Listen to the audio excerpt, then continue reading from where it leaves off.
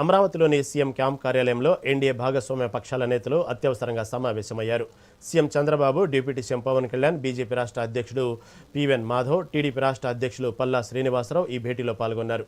పార్లమెంట్లో ప్రవేశపెట్టనున్న నారీశక్తి వందన రాజ్యాంగ సవరణ బిల్లుకు మద్దతు తెలపడంపై ఈ సమావేశంలో చర్చించారు.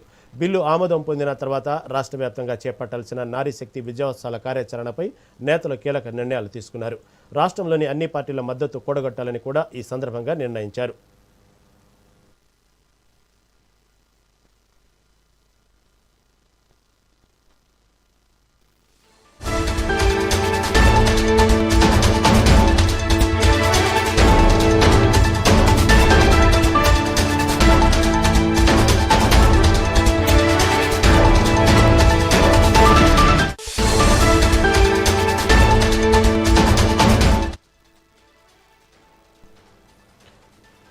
అమరావతిలోని సీఎం క్యాంపు కార్యాలయంలో ఎన్డీఏ భాగస్వామ్య పక్షాల నేతలు అత్యవసరంగా సమావేశమయ్యారు. దీని గురించి మరింత సమాచారం ఏపీ ఇన్పుట్ ఎడిటర్ నరేంద్ర అందిస్తారు.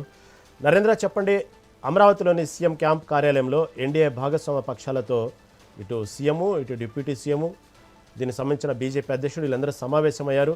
దీని గురించి తాజా అప్డేట్ ఏంటి? తెలుగుదేశం పార్టీ జాతీయ అధ్యక్షుడు నారా చంద్రబాబు నాయుడు నివాసంలో ఏదైతే ఎన్డీఏ భాగస్వామ్య పక్షాల నేతలతో భేటీ అయ్యారు.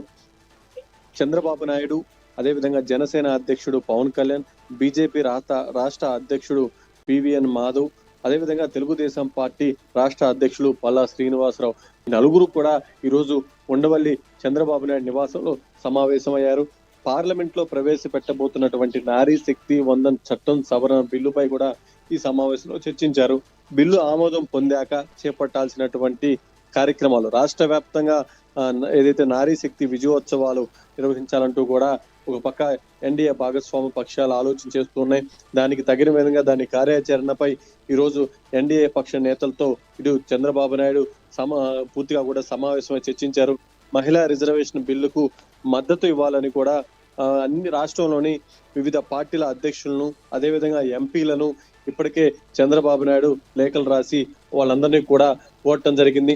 ఒక పక్క ఆంధ్రప్రదేశ్ లో మొదటి నుంచి కూడా ఎన్టీఆర్ టైం నుంచి కూడా పూర్తిగా తెలుగుదేశం పార్టీ మహిళలకు ఏ స్థాయిలో ప్రాధాన్యత ఇచ్చిందో గుర్తు చేస్తూ చంద్రబాబు నాయుడు పదే పదే మాట్లాడుతూ ఉన్నారు. తెలుగుదేశం పార్టీ ఎప్పుడు మహిళలకు తగిన విధంగానే గౌరవిస్తూ వచ్చింది.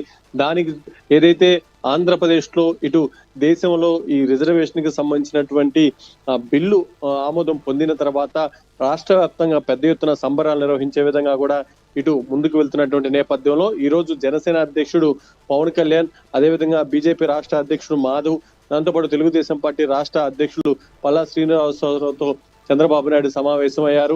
రాష్ట్రంలో ప్రస్తుతం ఉన్నటువంటి తాజా రాజకీయ పరిస్థితుల మీద కూడా చర్చించారు. ముఖ్యంగా పార్లమెంట్ లో ప్రవేశపెట్టబోతున్నటువంటి నారీ శక్తి వందన్ చట్టం సవరణ బిల్లుపై ఈరోజు సమావేశంలో కీలకంగా చర్చించారు.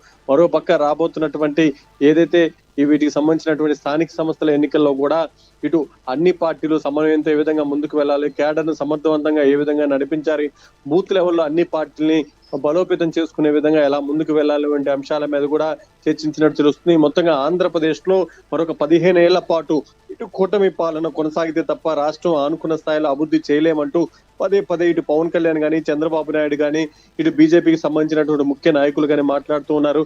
దానికి తగిన విధంగానే ఈ కూటమి పార్టీల నాయకులంతా కూడా సమన్వయంతో ముందుకు వెళ్లే విధంగా ఈ సమావేశంలో ప్రధానంగా చర్చించడం జరిగింది. Right thank you for update.